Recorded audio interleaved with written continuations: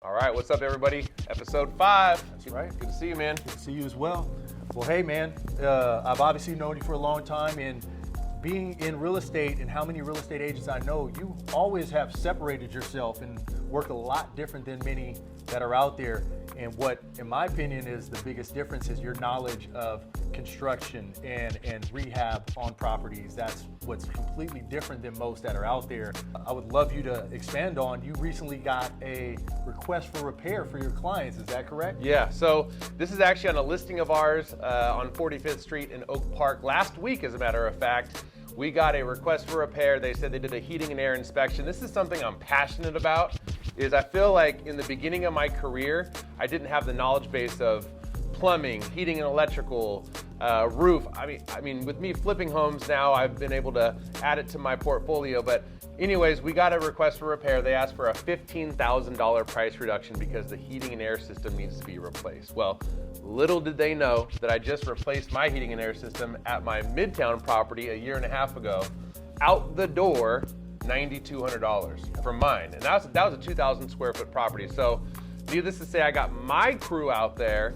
The quote was $8,400, permits included, which is 50% less. So I sent that to the agent, and their request went from $15,000 all the way down to about a $5,000 credit is what we, agreed upon. So I saved my sellers numbers. Many of you guys know out there that Rene wrote a book, The Athlete's Advantage in Business.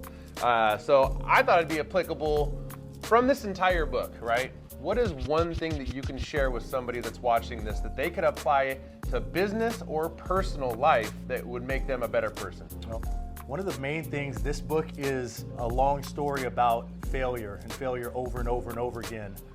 It's my true belief that people who are most successful have a good relationship with failure. If you love failing the way I do, it's an indicator that you're challenging yourself and you have the humility to know that you're gonna lose a ton. In the context, if this man factored in what the crowd was doing while he was performing, it's inconceivable to achieve. Everybody here who fears failing is fearing it to someone, usually a parent, understanding that the fear is only based on that. Once you calibrate that, then you start loving fear. If you look at their story, they failed 100 times more than the regular person out there. The more chances that you have to fail, the more failure that you've seen, it honestly equates to more success. Yep.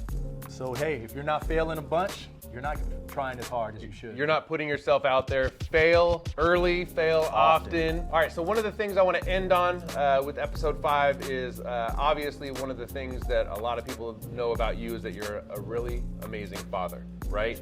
I would say that I joke with you because I'm like, a lot of my time with you this year has been shifted because of your kids, right? Spending time with them with sports and traveling.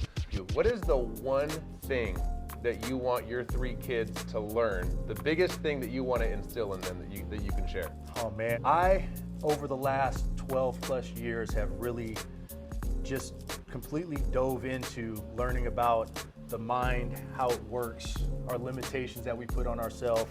It's been a huge thing. And my want to learn about that has been because of the kids.